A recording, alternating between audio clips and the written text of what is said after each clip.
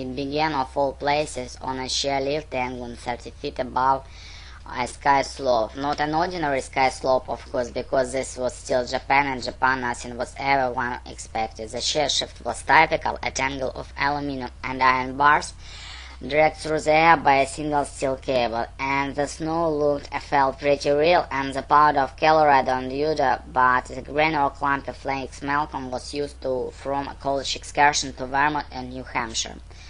But that's where any compassion ended, because the sky slope was located right in the middle of downtown Tokyo in the Dome building the size of a plane hangar. And I always thought that Yanks were the ones who look things to the extreme. This is just plain silly. Malcolm laughed, staring down the chair-sleeved railing at the mob of skiers straightened back and forced across the 500-meter incline. Opened in 1993, the Tokyo Sky Dome was the world's largest indoor sky slope and the first one ever built. Since then, 5 more had been hastily erected across Japan in an attempt to turn island nation to one yet another important Western craze. Whether they were going to be successful in their exports was still to be seen, but if SSWC and its snow, spring, summer, autumn and winter skiing was an indication that developers had a shot at making some serious money. The slope was littered with people in brightly colored ski suits that would have looked good on the trails of Vail or Aspen, and also if the hill was only 500 meters high, it was almost steep enough to warn the overhead lift liners.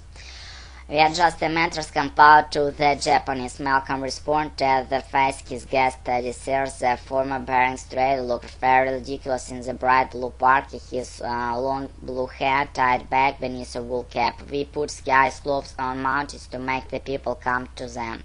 The Japanese simply put the mountain in the middle of the city. Sears nodded his head, nearly the toppling of his head. I guess you could call this vertical integration, cut out the middleman nature and go right to the market. I'm glad you came up with the idea, Malcolm.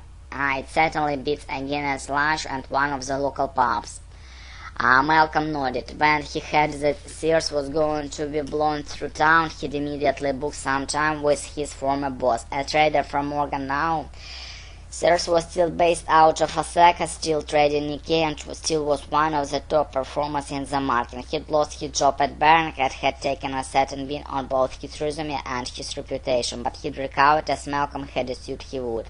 He had talent, and he was a good man. He also was smart and wide in trading community at very high level, which made him good research haven. In the past 2 months, Malcolm had been hitting every single he could think of, calling in every connection favor he had at his disposal. In Hong Kong deal, he'd built up a pretty powerful fan base in the community, and he'd been pulling those strings, trying to find the big trade that would give him the next exit point he was looking at. The trade, as Sakari had once called, the trade like Hong Kong deal that would set you up for long enough to get away, start out, or whatever you wanted. Репетитор по скайпу, Smart Teacher 190.